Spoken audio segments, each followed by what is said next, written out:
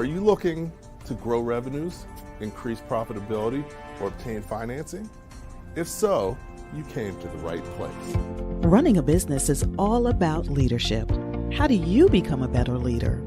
Learn from the successful entrepreneurs and business owners how to lead your organization more effectively. That's why we created Leadership Live at 8:05, Talking Small Business, to help you succeed with your host, Andrew Frazier, Business Growth Pro and CFO and founder of the Small Business Pro University. Every Tuesday evening at 8 p.m. Eastern, we're joined by experienced entrepreneurs and business owners who share their secrets to success via Livestream. Also, every Friday morning, we release a new podcast episode. Either way, you will learn about developing your business leadership skills from our roster of highly performing guest experts. Leadership Live is one of the many valuable resources provided through the Small Business Pro University, empowering business owners to learn, profit, and grow. Find out more at sbpru.com.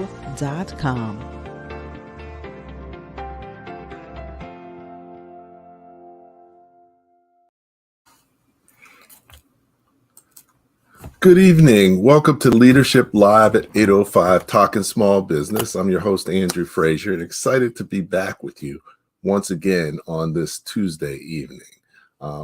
As you know, hopefully you had a great Memorial Day holiday weekend. Beautiful weather. It's still burning up here in New Jersey, 95 degrees today, but I'll take that over the cold any day. So, definitely want to say welcome to Leadership Live at 8:05, Talking Small Business. Tonight, my guest is Deidra Viney, and we're going to talk about hiring and retaining the right people.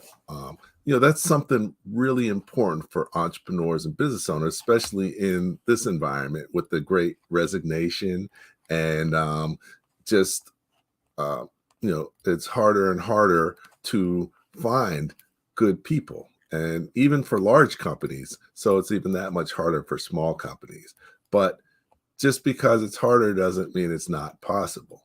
You just need to know how to do a better job at it. So tonight, my guest, Deidra, we're going to chat about kind of how you can be more successful hiring and retaining people for your organization. So Deidra, welcome. How are you doing tonight? Welcome. Thank you for having me. Okay, excellent. So I've been looking forward to talking to you all week because I know you got some great things to share, and you've got tremendous experience in your space, and I know how important this is to entrepreneurs and business owners. Thank you. It is. It's really critical time because, as you know, a lot of businesses are really having a challenge identifying and keeping staff to begin with. And so I'm hoping tonight's conversation will be helpful for some businesses. Okay, excellent. So, definitely, what I've been finding, I don't know if you've been finding, a lot of business are having growth opportunities, even though it's a pandemic. They're getting opportunities, they're growing, but, it's hard to keep up on the staffing side. Is that something you're seeing as well? Yeah, I think we have a perfect storm right now, where there are businesses that are really, really busy. The economy is doing well. It's been doing well for quite a long time. So with that, as you mentioned, becomes some staffing challenges. How do you keep up with demand? We've also had supply chain issues from trying to get products from overseas.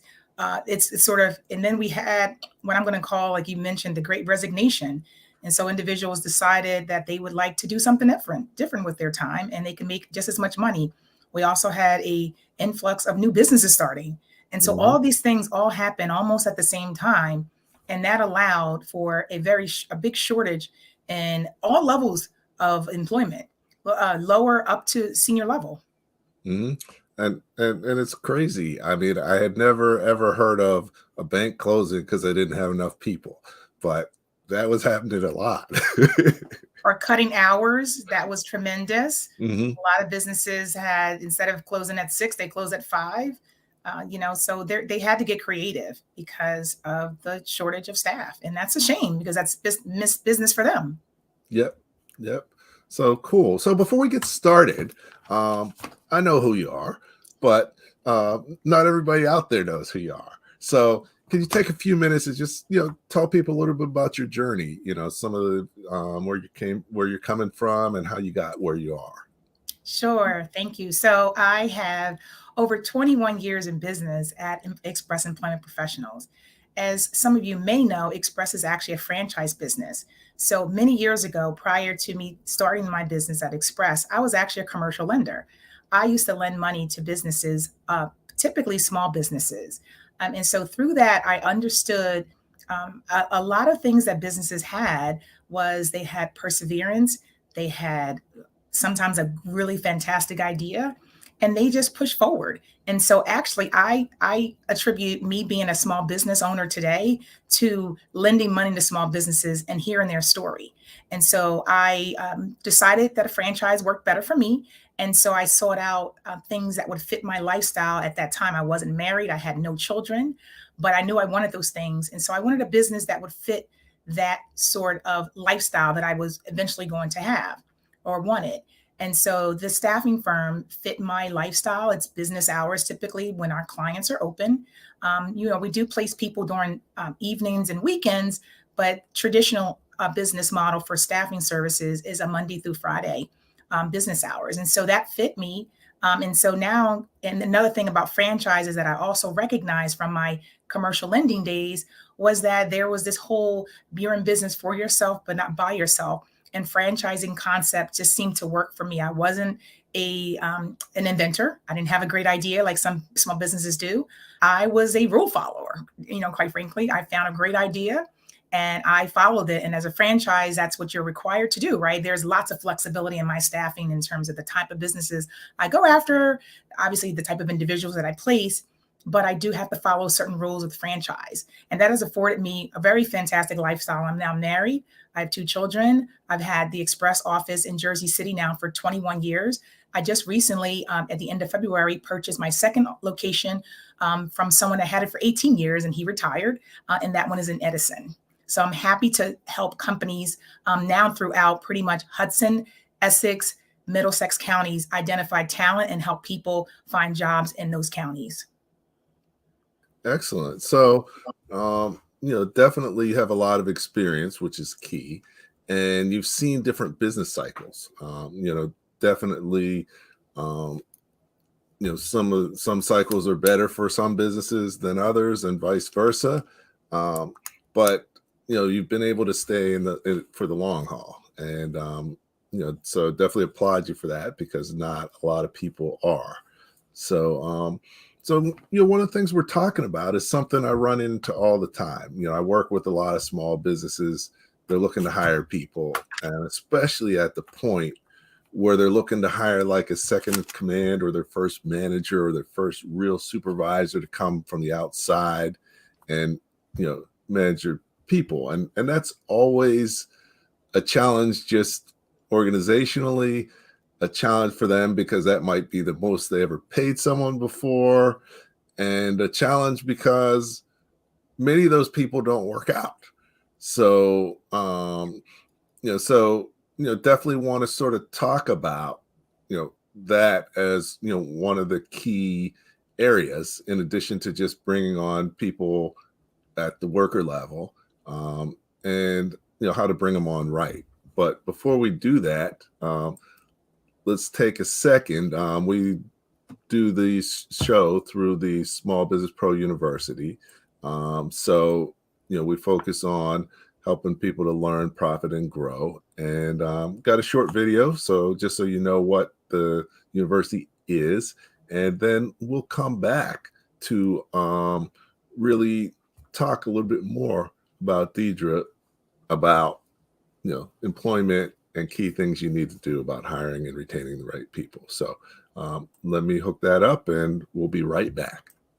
Do you own your business or does it own you? Is your business growing and are you making enough money? As a business owner, there are so many things you need to know to become more successful. Hello, my name is Andrew Frazier, the Business Growth Pro and CFO. I created the Small Business Pro University for you. Small Business Pro University has self-paced, dynamic, multimedia learning experiences created by more than 20 instructors who are business owners just like you. Small Business Pro University will empower you to become a masterpreneur by learning the secrets to creating a successful enterprise, to go from working in your business to working on your business. Take advantage of our strategic coaching program, or just simply choose the courses that you need at www.sbprou.com. We will empower you to thrive and not just survive, and make more money in any business environment.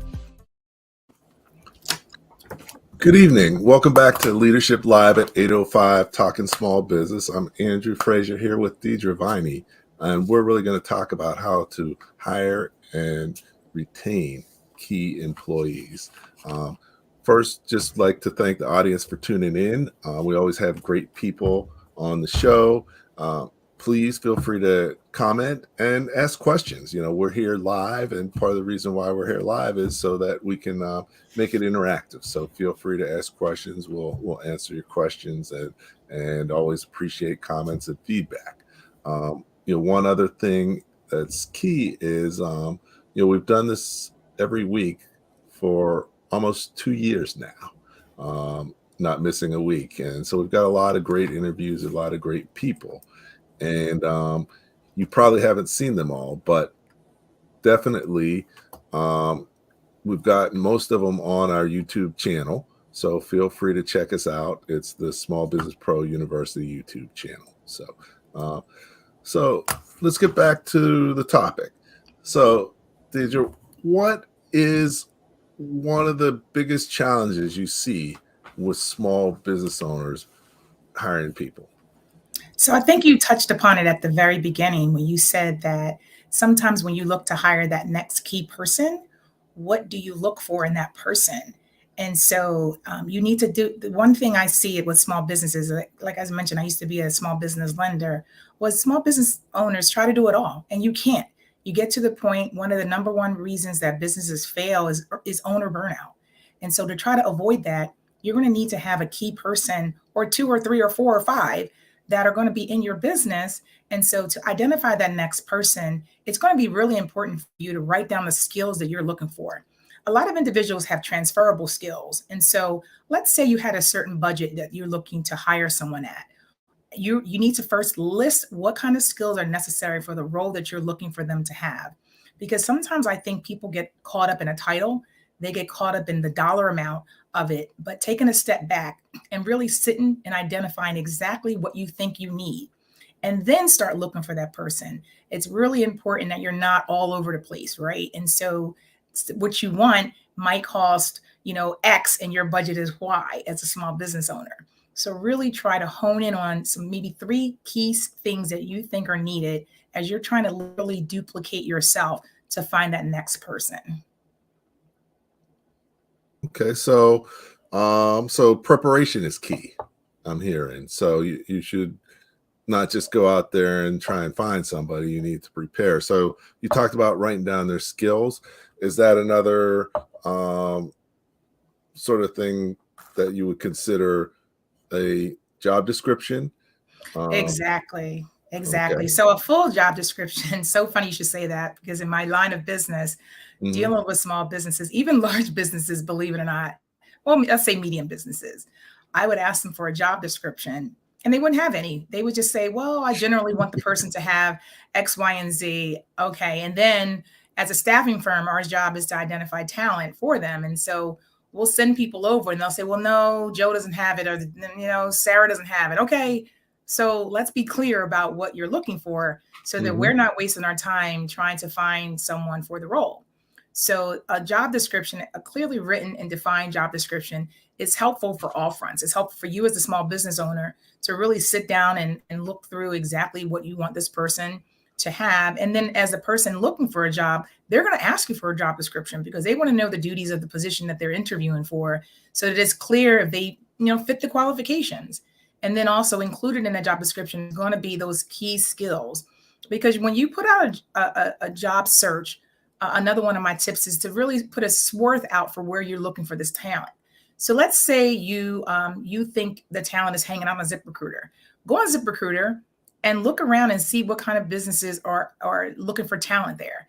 If you do not see your kind of business or your type of title listed there, those kind of individuals may not be hanging out there looking for a job.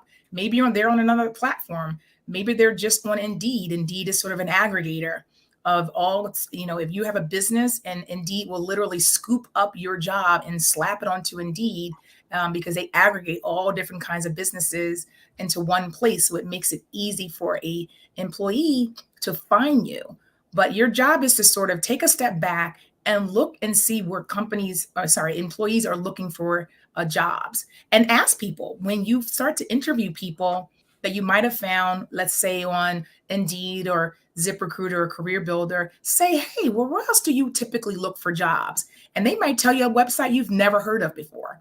And come to find out, those individuals may be hanging out on that website, in that particular website, particularly if they have a niche like accounting or finance or marketing or advertising. There's niches for so many different job boards. And so you want to make sure you're spending your advertising dollars, your recruiting dollars wisely by putting your ad in the right place. Okay. So now let's step back a little. I'm a business owner. I've never written a job description before. What do I do? So the best thing to do is Google's is always our friend, correct? So I would just go on Google. If you have, let's say your role was marketing associate, put marketing associate into a Google and pick and choose different types of information within a job description that you might see from other companies. Why not? And then you can just pick and choose different roles and different things there. You're in your business. You know your business better than anyone. Sit down and figure out what exactly you want this person to do, right? Because a job description includes the job. So you can pick out keywords from Google search of a marketing manager, for example, but nothing works as well as you just sitting down and really doing a deep dive into what you do or what you would like this person to do next. And then try to make it as concise as possible. I've seen job descriptions 2, 3, 4 pages long. No one wants to read that. Just like you don't want to read a 3-page resume, we don't want to read a 3-page job description. So try to keep it as concise as you can to 1 page or less with some highlights of key job description, skills required, necessary, and must-haves versus would be nice to have. If you'd like to put a salary range on there, you can. A lot of companies shy away from that because they feel that talent may not apply for a job if they think the position is too low. So that you have to use it at your discretion. My recommendation is I'd like to have at least a salary range on there, because one thing that happen is if you put, let's say you put 75,000 on there and the individuals that are applying are at 150,000. Now you get all excited and you see their resume and you know that person is clearly not in your salary range. So you can use your discretion. I like to at least do a salary range. But that was my other tip, Andrew, is to make sure you do your research on the salary range, because that's another search you can easily do on any of the job boards, because some companies will have their job a salary range on there. And Career Builder does a halfway decent job of if you subscribe to that particular board with giving you information with your region, right? Because every region may be different. The South may be a different pay range than the Northeast. So Career Builder, you can go in there and search and see if your particular position is within range, because you don't want to make it too low and you certainly may not want to pay over, right? So you want to sort of be right in the middle, and maybe a range will help you identify and make sure that you're not really too far low, because then you may get no applicants because your salary is too low. Okay. Great points.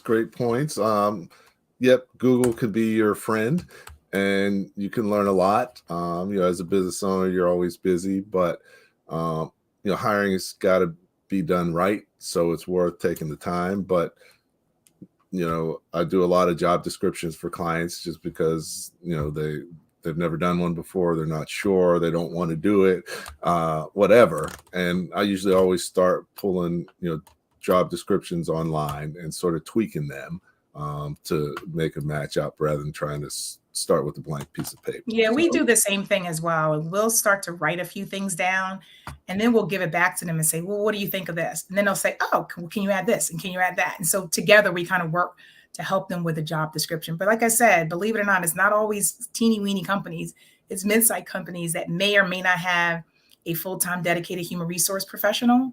And they're the ones that are the most challenged with trying to write one that's crafted appropriately for the job.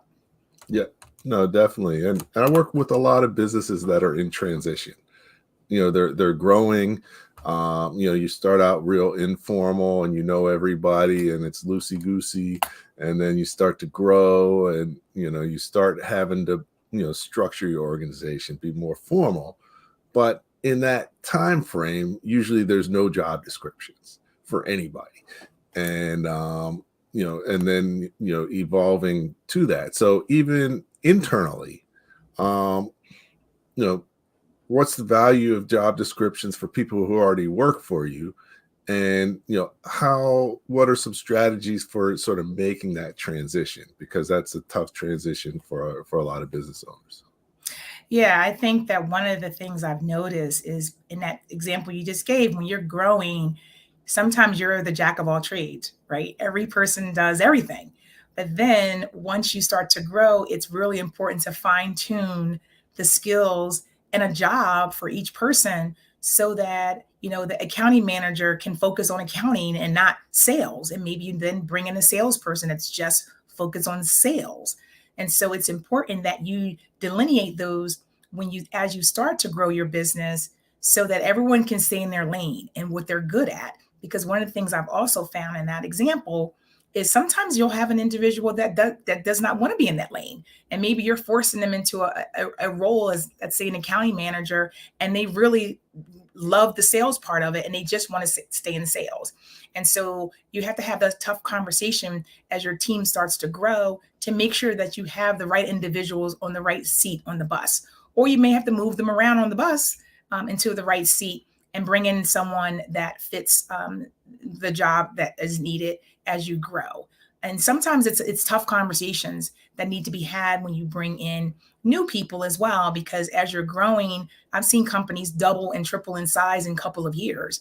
And that sometimes can be really, really painful or very, very exciting.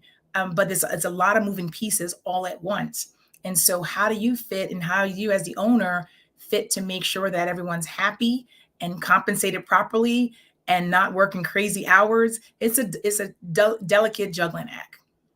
Okay. So yeah, so definitely, making that transition can be tough. Every organization is different.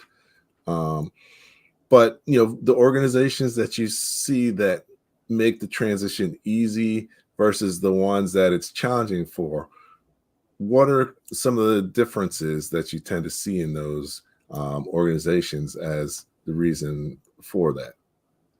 So one of the key things that I notice is hiring for culture. So what that means is when you're interviewing people and you set up your values and your vision statement for your business, are you hiring individuals that fit within that culture? We've all seen the fun tech environment of, say, a Google or some of those in Silicon Valley that have foosball tables in the middle of their floor. So setting your culture for your business is very, very key, because as you bring on new team members, they're going to also be looking for culture and fit, particularly the younger generation. They really want to understand, is this the right fit for me? Not to say the older generation isn't, but I've noticed it a lot with the younger generation right out of college. They're asking a lot of really questions about, work-life balance. What does that look like? How many hours do individuals work? And just the whole culture and the feel of a business. Employees want to know what that's like before they come on board. And so you as the business owner, you are the one that sets that culture. And then the team members you bring on all have to buy into the culture. I know with my internal staff, we set up values that we work together as a team to do.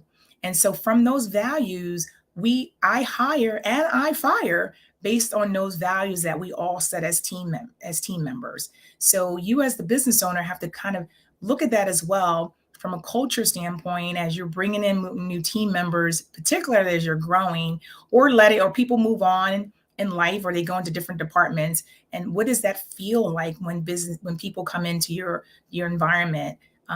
What is your process? Even on the first day, what is your process? Even when you're interviewing people, do you allow them to interview with other team members to ask them questions before they come on board? Do you want it to be completely transparent, as you should? Because individuals want to know that. They want, not to say that they're going to be there forever, but you want to hire someone that's going to feel comfortable coming to work every single day and not feel dreaded. Okay. So, culture, what is that? I run into a lot of business owners who are like, what? So what do you say to them when that's the case?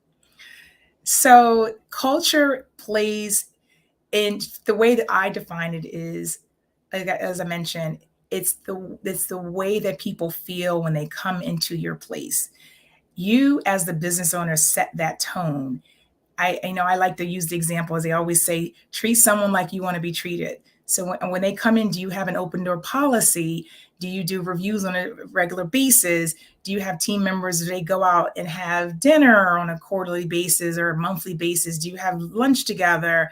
Do you have a foosball table in the middle of your floor? Is it a fun environment? Is it a sales environment? Is it stuffy? Is it stressful? All these things play into your culture, the feel of your organization, if you will, that sometimes you cannot write down, you cannot really describe. They'll just know it when they come into an environment.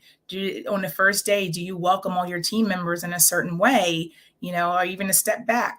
Do you have a whole, process to interview them? Is it a team process? All these things play into culture because individuals do look for a certain culture, a feel. It's the same way as you, a business owner.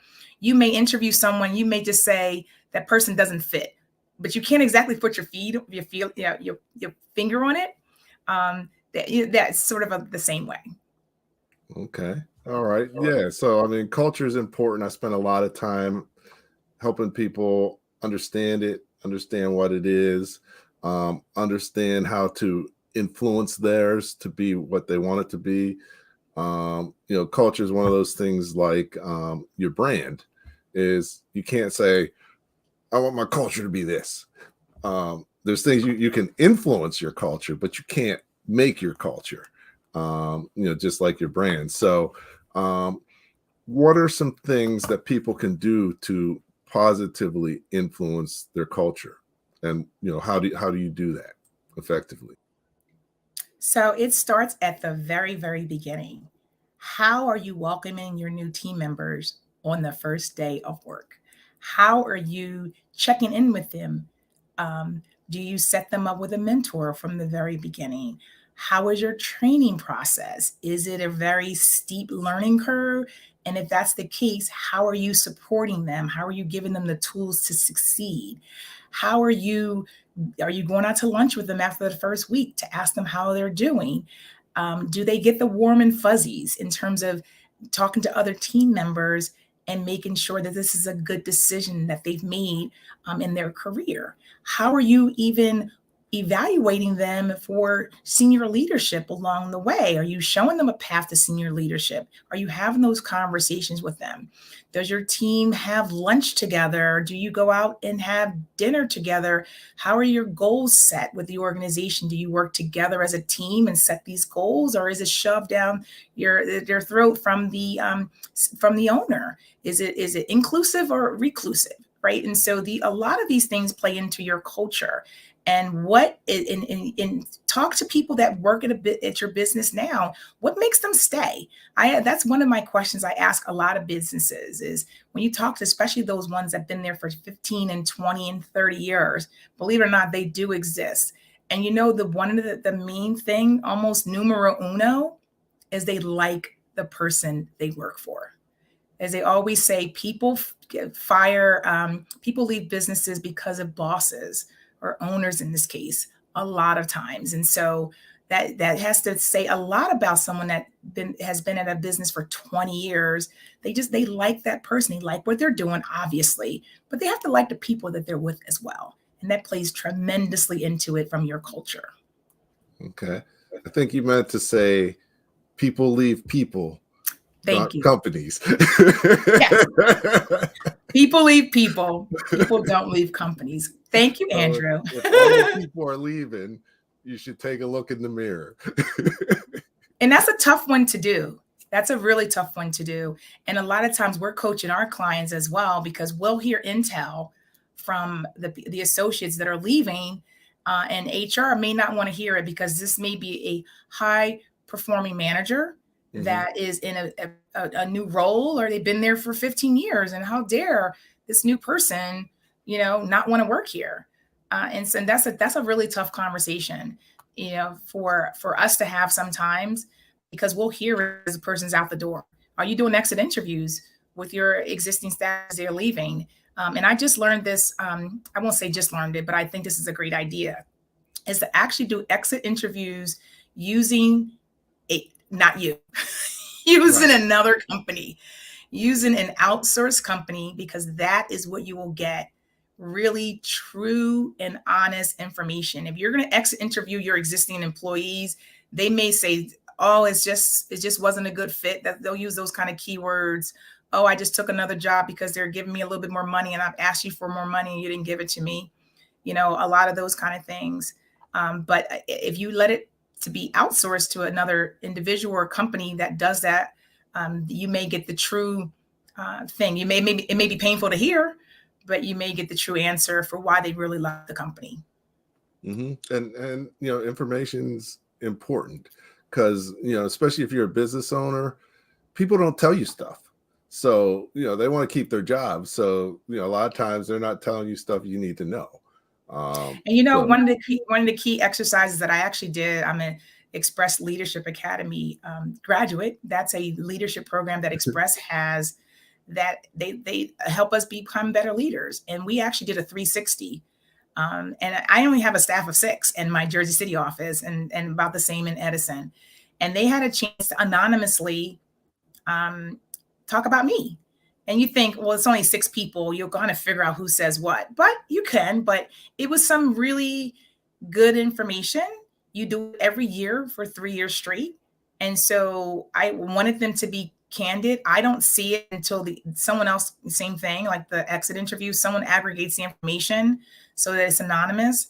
And so that's something to consider to do as well, because as you're evaluating your employees, sometimes you need to look within, because maybe something very easy that you can fix and that you didn't realize you were doing. Maybe you thought you had an open door policy, but every time someone came to see you, you were busy on the phone and told them to come back. It could be something very, very small you don't think about. Maybe they don't feel, that you're supporting them in their career growth. And some people are very talkative and communicative in an evaluation, and some people just kind of take it as it is. And you want individuals to be as candid as possible so that you as a leader can grow and help them and support them, and particularly if you're trying to put the right people on your team to grow your business, because at the end of the day, that's what it's all about. You, as a business owner, you can't do it all yourself. You can try, but you will be frustrated. As I mentioned, owner burnout is as the top of the list for why businesses fail. And so you need to be able to duplicate yourself and find people that are just as, want to work just as hard as you are in your business. They're out there. You just have to look for them. Okay. So, one of the things, still on the cultural side is, every business has its own culture, either, by the owner, sort of setting how they want to influence it, or just the employees creating the culture that they, because every person inherently changes your culture. And, a lot of it is sort of like the way we do things here. So, if you don't have a set process or procedure for how you do things here, then everybody's going to do things the way they think is right, but that may not be the way that you want. So, definitely as a business owner, setting the culture is key, and not, there's not one culture that is right for every organization. And, I found that the best cultures attract the right people and repel the wrong people. And Absolutely. so talk a little bit about how that works and some of the reasons why, things you can do to attract the right people, but, also make sure that it's not the culture where the wrong people want to stay. It makes it uncomfortable for them. Yeah. So I talked about values and setting your values. That's a great exercise to do. And when particularly with my business, one of my values was accountability. Um, and work, and another one was no drama. And so imagine if you had a business and you allow people to come and go as they please. They showed up whenever and they left whenever. You are setting the tone, and that could potentially be part of your culture where it's kind of a laissez-faire, just come and go as you please, right? Or you have the type of business where people can let things slide, and not raise their hand and say, I screwed up. I take ownership in that. You as the business owner or the manager, you're setting the tone if you're allowing those things to happen. And so that's why those values are really, really important. That's why I mentioned about hiring and firing to them. We, in my business, we work hard and play hard, right? And because I have we are actually a sales driven organization because we identify talent for businesses. And so if you can't say, I made a mistake, I messed up, you have no place on my team. We all make mistakes. We all have bad days. And so you, as the business owner, have to sort of really look at your values, how you're setting the tone, how you show up, right? How you show up to your business every single day. Do you have meetings on a regular basis, or do they kind of come and go whenever you think about it? Because those kind of things are important so that you can set the tone for your business. How are your goals being set? Are they, how are you checking in with your team? All these things play into the seriousness, because if let's say you don't set goals at all, and someone may come in and say, well, I can kind of do whatever I want here, and no one's really watching me, and Deidra has no goals set, so I don't even know what my benchmark is. And so all these things play into how you can keep your talent, how you can reward your talent, and how you can make sure you have the best talent.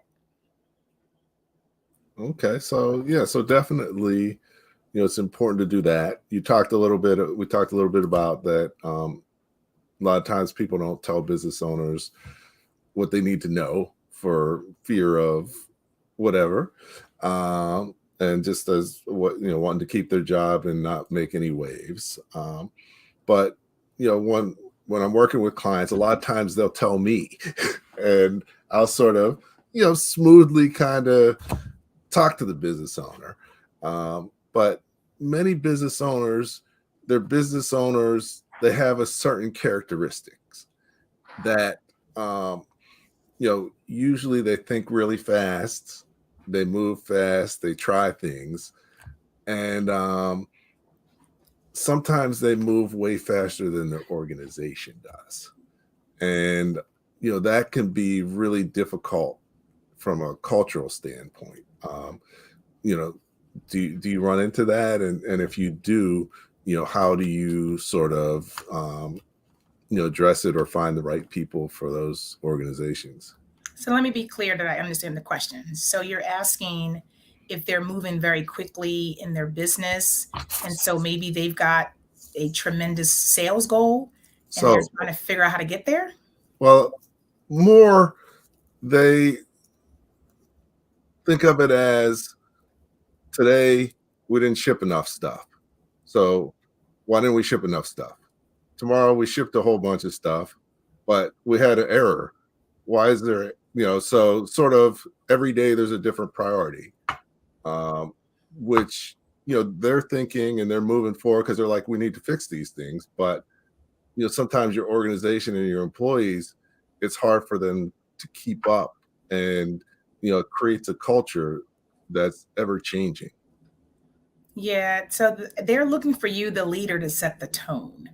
That's why I talked earlier about goals and expectations. because if you don't have a goal and an expectation set forth, maybe it's on a daily basis. My office, we have a stand-up meeting every morning because we discuss our goals for that day.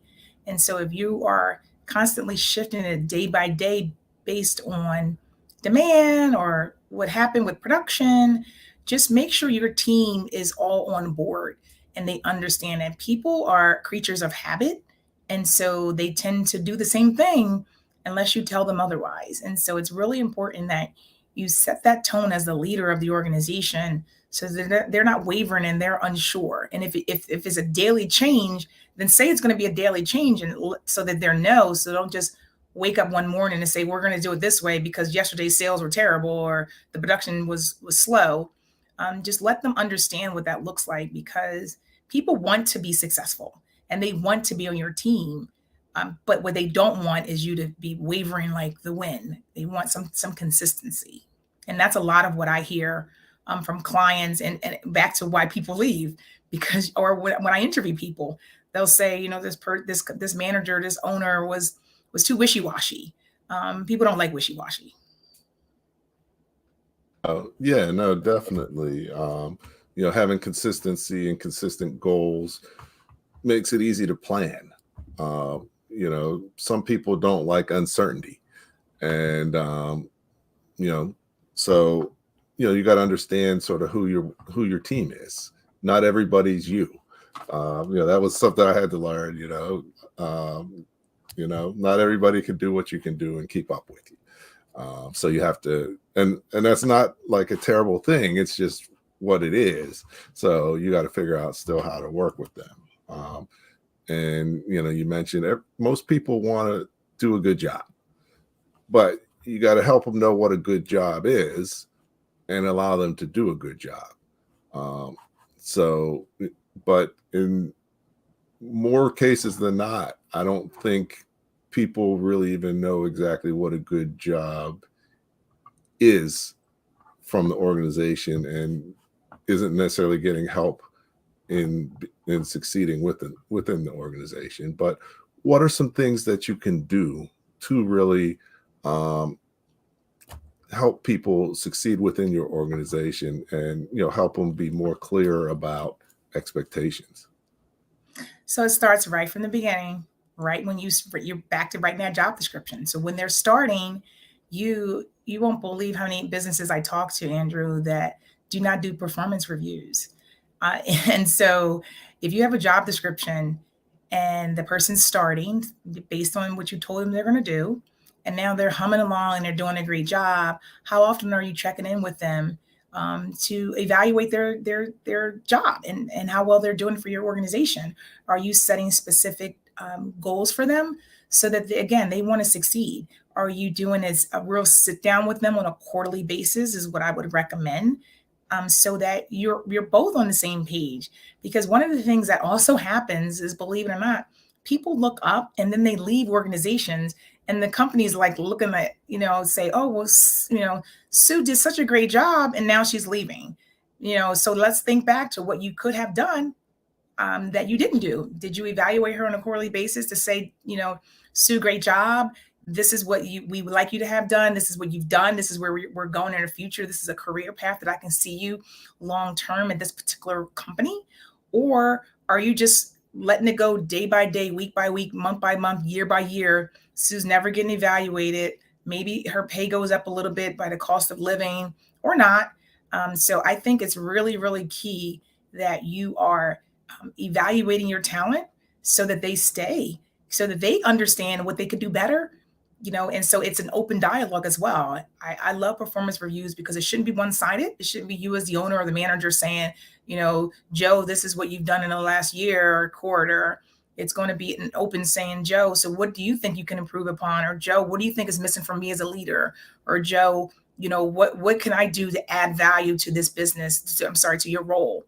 And so it's back and forth dialogue in a performance review, and not just telling them that they've done obviously a great job, because they wouldn't be working there. But you're all about hopefully developing leaders within your organization. And so letting them know what that looks like, even if you're a small business, what does that look like? Maybe not necessarily grow to a different role, but maybe they take on more responsibility, or maybe they manage one or two team members or supervise one or two team members, and so just show people what good is going to look, what you expect of them so they can deliver. And then check in with them. Don't just let them waver and then wait for the next quarter to happen. I mean, the way that we've learned it at Express is we actually do one-on-ones on a weekly basis. Some people may think that's ad nauseum, but you think of what works for your organization. Is it weekly? Is it monthly? Is it quarterly? But don't let them waver and then all of a sudden look up in a year and you're wondering why Joe's out the door, because maybe something was missing from that. Definitely great points. The more you communicate, the better. The more you're on the same page with people, the better. I know, when I was a manager back in corporate, I would always have a, team meeting once a week, but I'd also have a meeting with all one-on-one with all my reports once a week, because, some things are better discussed in a team environment. Some are best discussed one-on-one.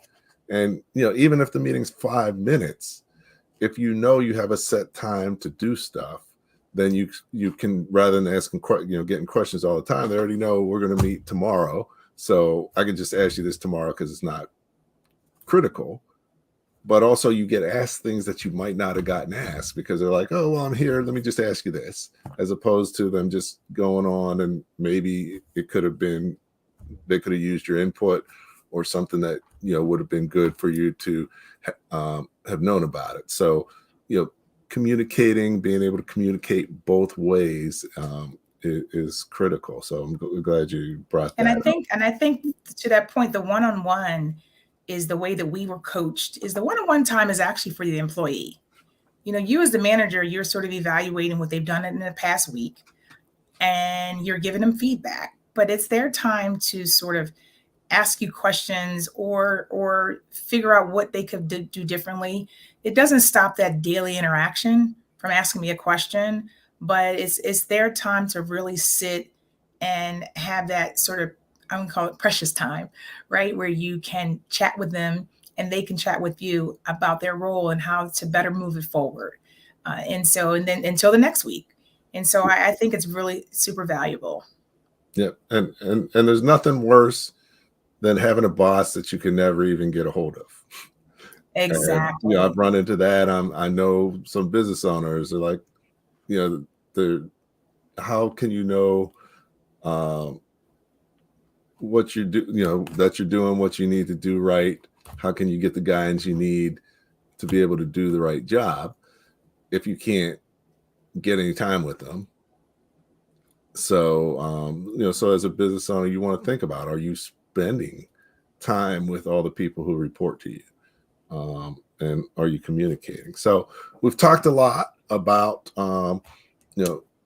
different pieces of this. And of course, time goes really fast because it's already like 10 to 9. Oh, so, but, one thing I wanted to hit on, because we didn't really talk directly to this as much, but, when you're going from working in your business to working on your business, and if you're ever going to grow a business that can run without you, you have to have like a second in command. And very rarely is that someone that you can grow within your organization. So unless maybe you're seeing different than me, but how often is that? What do you look for in someone there, or externally? How do you find the right person? How do you bring them in right? Yeah, it really all depends. That's a really loaded question, because you want the person to be someone that's inside your organization, but that's not always the case. Sometimes it might be best to bring an outsider that comes in, because they come in with fresh eyes and they may come from experience in a completely different industry, and they can come and add value to your organization. And so you obviously want to consider the players that are in the room, but recognize the player may not be in the room altogether. And so that goes back to that, looking at those skills that you're looking for, making sure that you are bringing in the right team member. Now, there may be hesitation if you do bring in an outsider, if you will, because that's someone that may not talk the right lingo. It'll give them some time to learn the lingo of the organization, but that person will come with a certain set of skills that you as a business owner or a manager understands is needed in order to move the business forward. And so again, it's all about communication, having that open communication with your team to say, listen, this is what I'm looking to do. Because what you don't want is you don't want to have someone new star that's an outsider, and now everyone has to rally around this person. Include your individuals on your team as part of the interview process. Very, very, very important, so that they can give feedback about that new team member, because they're all going to have to work together. If you try to do it in a silo, you may have complete pushback when that new person starts, because now everyone may report to that new person, that second in command, if you will.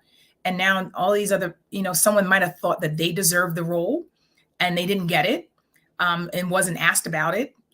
So try not to do it in a silo. Try to include the team members, even if it's not necessarily an interview per se, but it is a conversation, as you will, right? For the person that's you're looking to hire, as well as the existing team member, to get their feedback and their feelings. Because again, you want to hire to the culture, because that's going to help. Everyone's going to need to gel anyway. And so it's going to be really key that your team members, your existing team members, are all on board with the new person and is excited about bringing this new person on board. Okay. Yeah, no, I couldn't agree more. I mean, you have to create an environment for them to be successful. Like you said, before you even look for someone, you got to know what you're looking for and have your job description. Especially in a role like that, it's important to, search out the right people, check references. And actually, it would be good for you to say a little bit about checking references, because that's something that people need to know about. And, but, also having a plan for them coming in. Maybe you match them up with a buddy. Definitely make it inclusive. But, even having a plan for them, what they, short-term goals, and a plan for you to spend time with them. So you can't just say, oh, I hired a person, I'm paying them a whole bunch of money so they can just get in there and do a great job for me. It's not going to happen. So, so talk a little bit about kind of how you can bring them in, and, sort of what you can do to make them more successful. Yeah. So I think right from the beginning, so you've had hopefully your team members interview this person, give their feedback. Now everyone's excited. Welcome the person when they come in. And it's also important to ask that person what they think, right? So if they're coming from a different environment, what did they do at their last job that they love? Maybe they said, oh, every Tuesday we all went to a certain restaurant to get to know each other. And every month we all went out and did something fun as a group after hours. So this topic today is also about retention.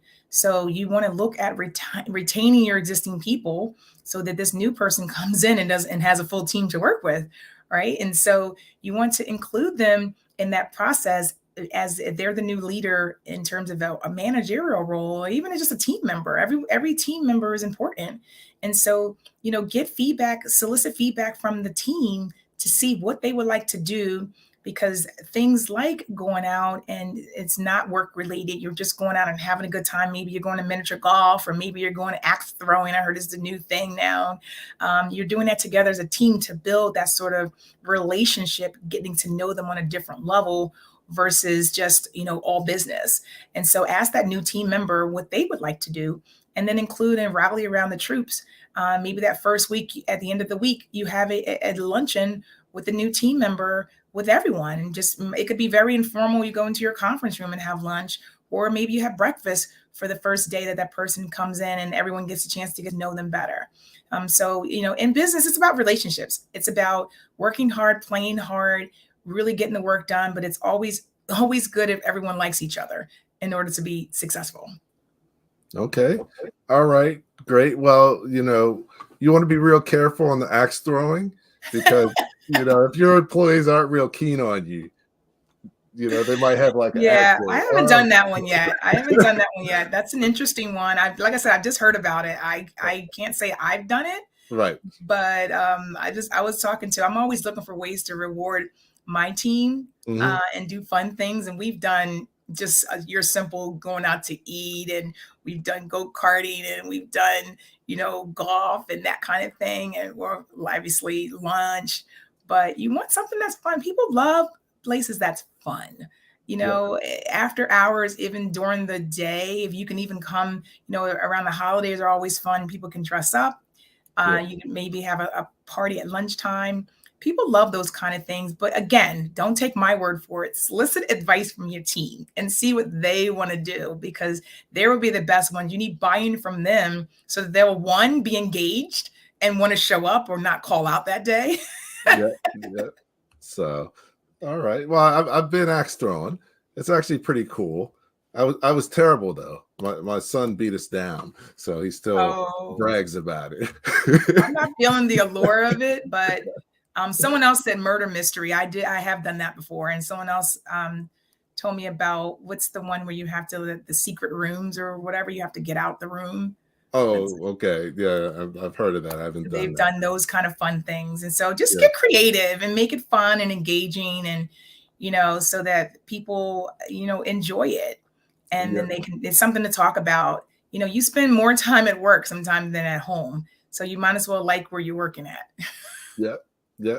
So, we're almost finishing up. But, one thing I like to ask my guests is, we talk about so many things during the hour that, as we close out, just think of like 3 key things that we talked about that you can start doing tomorrow that will be helpful to your success in business. So think about that for a sec. I'm going to just take a second to just mention that, our next Power Breakfast event, Deidra was at the last one, is going to be July 29th in Newark, New Jersey. We're going back to Newark. That's where we started, 10 years ago. And, it's going to be great. So if you're available the 29th in Newark, we'll be live. And, if you don't know what the Power Breakfast is, here's a little taste of what it's all about. If you are looking to increase revenues, improve profitability, and or obtain financing for your business, you need to check out the Power Breakfast and Small Business Pro conferences. My name is Andrew Frazier. One of the things we're here to do is supercharge your day. Today's Power Breakfast has really been a phenomenal experience. I think it's exactly what business owners need, some true guidance of people who are genuine and really are leading them in the true direction of business growth and expansion.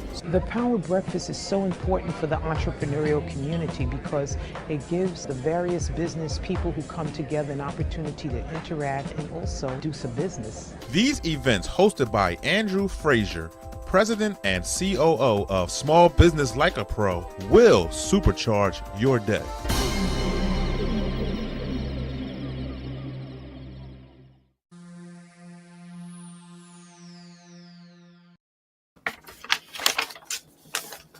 Okay, welcome back to Leadership Live at 8:05. I'm here with Deidra Viney, and we've been talking small business, chatting about how you can be more successful in hiring and retaining your employees. So we talked about a whole bunch of stuff, but Deidra's going to share 3 key things that you should take note of and can start focusing on tomorrow to increase your level of success in business. So I would say we talked a lot about developing that great job description. Along with that comes the pay and identifying where to place this job description at. All those things are going to roll up into one because it's really key that you know exactly what you're looking for so that you can find the right talent. But look high and low for that talent, because it may not be exactly where you always think it's going to be. It could be a variety of places to identify talent. The second one is when you're looking to hire people, involve your existing team. don't do it in a silo. Get some feedback from them because they're going to work on this team with this new person. So it's important that you involve them, get their feedback, get them to, pluses and minuses. And then lastly, we talked a lot about culture. And what does your culture look like in your organization? Do you have a flexible workforce that you're looking to hire? Do you work 4 days a week? Do you have flexible Fridays?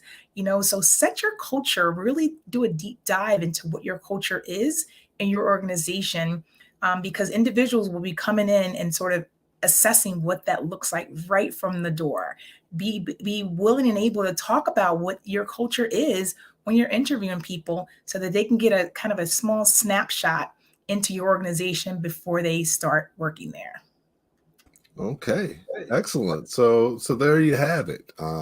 Deidra, thank you so much for taking time out of your busy schedule to hang out with us tonight.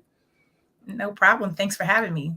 Okay, great. I'm going to close out, but if you can hang on for a minute, let me close out and we'll catch up afterwards. So let's see. So, Deidra has a wealth of experience, a lot of valuable stuff that we just talked about this evening. You may even want to just play it back because, there's a lot of nuggets in there. So hopefully you found that extremely valuable. As you know, each week we have tremendous people, and over the next few weeks, we got a great schedule. Next week we have Kimberly Williams. She's a serial entrepreneur out of Newark.